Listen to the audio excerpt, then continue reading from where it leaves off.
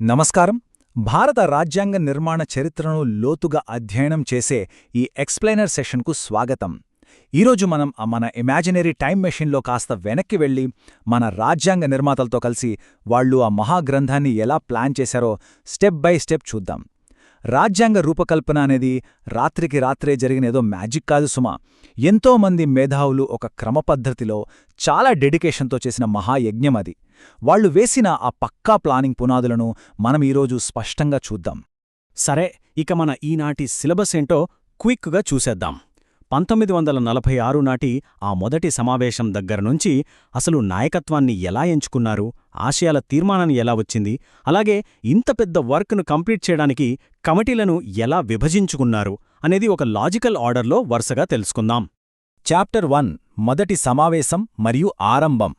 అసలు ఆ చారిత్రక ఘట్టం ఎంత గంభీరంగా జరిగిందో అర్థం చేసుకోవాలంటే ఆ ఫస్ట్ మీటింగ్ స్కేల్ మనం చూడాల్సిందే. ఈ 211 అనే నంబర్ చూశారా? ఇది ఊరికే ఒక నంబర్ కాదు. 1946 డిసెంబర్ 9న జరిగిన మన మొట్టమొదటి రాజ్యాంగ పరిషత్ మీటింగ్కి అటెండ్ అయిన సభ్యుల సంఖ్య ఇది. ఒక కొత్త దేశ భవిష్యత్తును రాయడానికి దేశం నలుమూలల నుండి వచ్చిన ఒక మినీ ఇండియా అది. ఇందులో ఇంకో ఇంట్రెస్టింగ్ ఫ్యాక్ట్ ఏంటంటే ఆ తొలి మీటింగ్లోనే 9 మంది మహిళా ప్రతినిధులు కూడా పాల్గొన్నారు. నిజమైన ప్రాతినిధ్యమంటే అదే కదా.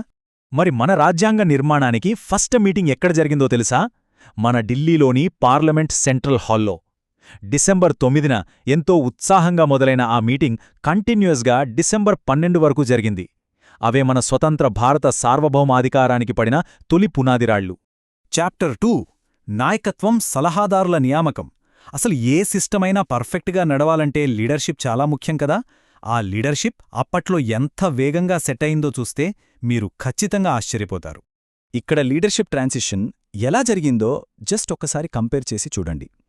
మీటింగ్ మొదలైన ఫస్ట్ డే అంటే డిసెంబర్ 9న సభలో అందరికంటే సీనియర్ అయిన డాక్టర్ సచ్చిదానంద సిన్హా గారిని తాత్కాలిక అధ్యక్షుడిగా ఎంచుకున్నారు. ఇది యాక్చువల్గా అచ్చమైన ఫ్రాన్స్ దేశపు సంప్రదాయమన్నమాట. ఆ తర్వాత కేవలం 3 రోజులకే అనగా డిసెంబర్ 12న జేబి కృపలానీ గారి ప్రతిపాదనతో డాక్టర్ రాజేంద్ర ప్రసాద్ గారిని సభ ఏకగ్రీవంగా పర్మనెంట్ ప్రెసిడెంట్గా ఎన్నుకుంది. సభ నిర్మాణం కేవలం ఒక ప్రెసిడెంట్ను ఎన్నుకోవడంతోనే ఆగిపోలేదు, బ్యాలెన్స్ ఉండాలి కదా. అందుకే డిసెంబర్ 9న ముందుగా ఫ్రాంక్ యాంథోనీ గారిని, ఆ తర్వాత డిసెంబర్ 12న పట్టాభి సీతారామయ్య గారి సలహాతో హెచ్సి ముఖర్జీ గారిని ఉపాధ్యక్షులుగా ఎన్నుకున్నారు. దాంతోపాటే విటి కృష్ణమాచారి గారిని అదనపు ఉపాధ్యక్షుడిగా కూడా నియమించి పవర్ బ్యాలెన్స్ చేశారు.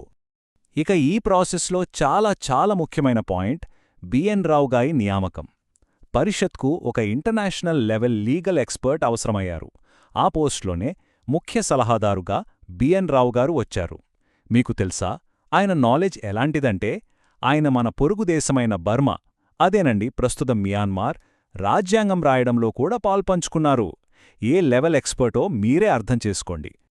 చాప్టర్ 3 చారిత్రాత్మక ఆశయాల తీర్మానం. టీం సెట్ అయిపోయింది, లీడర్షిప్ వచ్చేసింది. మరి అసలు మన రాజ్యాంగం గోలేంటి, ఏ డైరెక్షన్లో వెళ్ళాలి, ఈ ఫిలాసఫీ సెట్ చేయడానికి వచ్చిందే ఈ డాక్యుమెంట్. ఈ టైమ్లైన్ గమనించండి. ఈ ఈవెంట్స్ ఎంత ర్యాపిడ్గా జరిగాయో మీకే అర్థమవుతుంది. డిసెంబర్ 9, 12, ఆ వెంటనే డిసెంబర్ 13, జస్ట్ 5 రోజుల గ్యాప్లో టెంపరరీ మీటింగ్ దగ్గర్నుంచి ఏకంగా దేశ ఫిలాసఫీని డిసైడ్ చేసే తీర్మానం ప్రపోజ్ చేసే స్థాయికి సభ వెళ్ళిందంటే వాళ్ల వర్క్ స్పీడ్ ఎలాంటిదో ఊహించండి. సో ఈ ఆశయాల తీర్మానం లేదా ఆబ్జెక్టివ్స్ రెజల్యూషన్ను జవహర్లాల్ నెహ్రూ గారు ప్రపోజ్ చేశారు. ఇది మామూలు పేపర్ కాదండి, మన రాజ్యాంగం మొత్తానికి ఆత్మలాంటిది.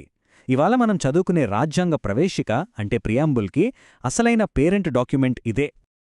ఎన్ని భిన్న అభిప్రాయాలున్నా సరే ఫ్యూచర్ ఇండియా మీద ఒక కామన్ విజన్తో 1947 జనవరి 22న రాజ్యాంగ పరిషత్తు ఈ ఆశయాల తీర్మానాన్ని ఏకగ్రీవంగా ఆమోదించింది. వాళ్ల యూనిటీకి ఇదొక బెస్ట్ ఎగ్జాంపుల్. చాప్టర్ 4 ప్రధాన కమిటీలు. ఏ దేశం కోసమైనా రాజ్యాంగం రాయడమంటే ఒకరిద్దరు కూర్చుని చేసే పని కాదు.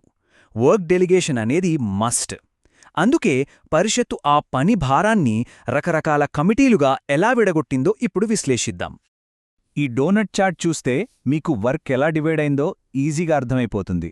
టోటల్గా 22 మెయిన్ కమిటీలను వేశారు. అందులో ఒక 12 సబ్జెక్ట్ బేస్డ్ కమిటీలు కాగా ఇంకో 10 ప్రొసీజరల్ వ్యవహారాలు చూసుకునే కమిటీలు. ఇలా ప్రతి పని పక్కాగా ప్లాన్ చేయడం వల్లే రాజ్యాంగ రచన అంత స్మూత్గా సాగింది. మరీ కమిటీలన్నింటిలోకి హీరో ఎవరంటే ఖచ్చితంగా డ్రాఫ్టింగ్ కమిటీయే. 1947 ఆగస్టు 29న డాక్టర్ బిఆర్ అంబేద్కర్ గారి చైర్మన్షిప్లో 6 సభ్యులతో ఏర్పాటైన ఈ కమిటీయే అసలైన ముసాయిదాను రెడీ చేసే అతిపెద్ద బాధ్యతను తన భుజాలపై వేసుకుంది. ఇక్కడ ఈ టేబుల్ చూడండి. ఆనాటి పాలిటిక్స్లోని ఉద్దండులు ఎవరెవరు, ఏ రెస్పాన్సిబిలిటీస్ తీసుకున్నారో తెలుస్తుంది. అంబేద్కర్ గారు డ్రాఫ్టింగ్ చూసుకుంటే హక్కులు, రాష్ట్రాల రాజ్యాంగాల సలహా కమిటీని ఉక్కుమనిషి సర్దార్ పటేల్ గారు లీడ్ చేశారు. అలాగే ఫైనాన్స్, రూల్స్ లాంటివి రాజేంద్ర ప్రసాద్ గారు, ఇక అత్యంత కీలకమైన కేంద్ర అధికారాల కమిటీని నెహ్రూ గారు తీసుకున్నారు. అసలు దేనికి ఎవరు కరెక్టో ఎగ్జాక్ట్గా సెట్ చేసుకున్నారు. ఆ పెద్ద లీడర్స్ మాత్రమే కాదు, సభ పనులు ఎక్కడ ఆగకుండా ఉండటానికి ఆపరేషనల్ కమిటీలు కూడా వేశారు. సుప్రీంకోర్టు తాత్కాలిక కమిటీకి వరదాచార్య గారు, సభా వ్యవహారాలకు కెఎం మున్షి గారు, పరిషత్తు విధుల కమిటీకి జీవి మావలంకర్ గారు చైర్మన్లుగా ఉండి ప్రతీదీ లోపం లేకుండా చూసుకున్నారు. వీళ్లంతా బిహైండ్ ద సీన్స్ హీరోస్ అన్నమాట.